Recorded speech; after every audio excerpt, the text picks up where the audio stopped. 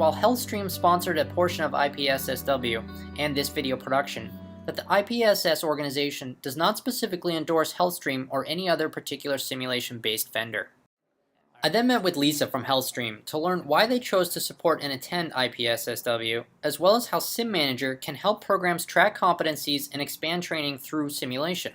So this being the 5th annual International Pediatric Simulation Symposium and Workshop, I know some of the topics that we've heard about already today have been about blended learning. Yes. So how do we get engaged in blended learning from a HealthStream perspective? What's the best way to get started with that in these programs? Well, fortunately, HealthStream has a continuum in the blended learning environment. We begin with our courseware. We move into sort of a soft approach into simulation with hard code. Okay. And then you move into scenarios using high-fidelity simulators. So we really have the entire scope of blended learning at our fingertips. And Right. I think that's really important in this venue, to be able to address each one of those. So Lisa, some of the, already on day one here at IPSSW, I've been noticing a lot of discussions about research in terms of implementing simulation as a way to maintain competency, not only initial training of pediatric-based knowledge and skills, especially in residency-type programs and in hospitals, but also for the retention of that information and taking a look at how simulation can be used as an effective tool, whether it be in situ, just-in-time training, or ongoing kind of reiterations of that initial training to be able to maintain most of that retention. And so can you talk to us a little bit about how SimManager can be used as a platform to help kind of schedule and maintain this overarching kind of ongoing program and kind of culture of ongoing training with simulation?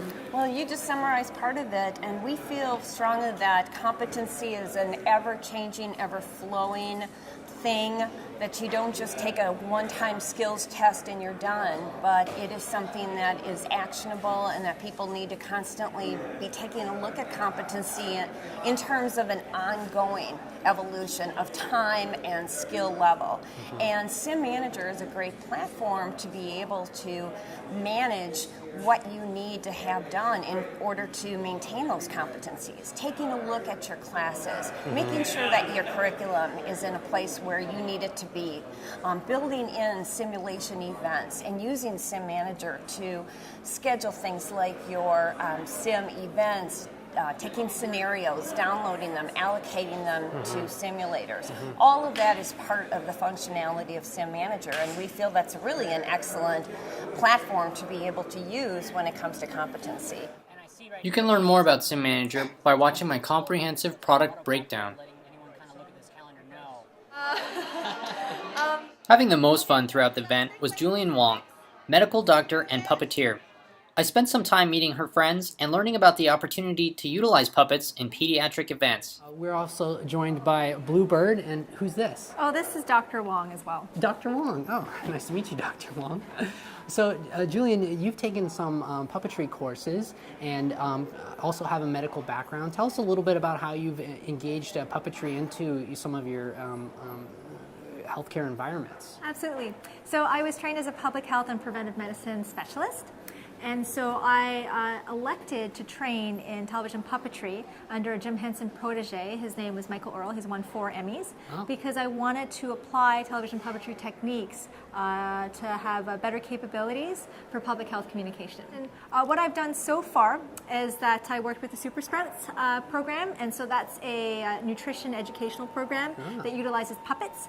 We have different puppet characters that you can actually purchase these puppets as well, but they're all vegetable characters and all these vegetable characters have superpowers, so we want to make it very sexy and cool for kids to like vegetables.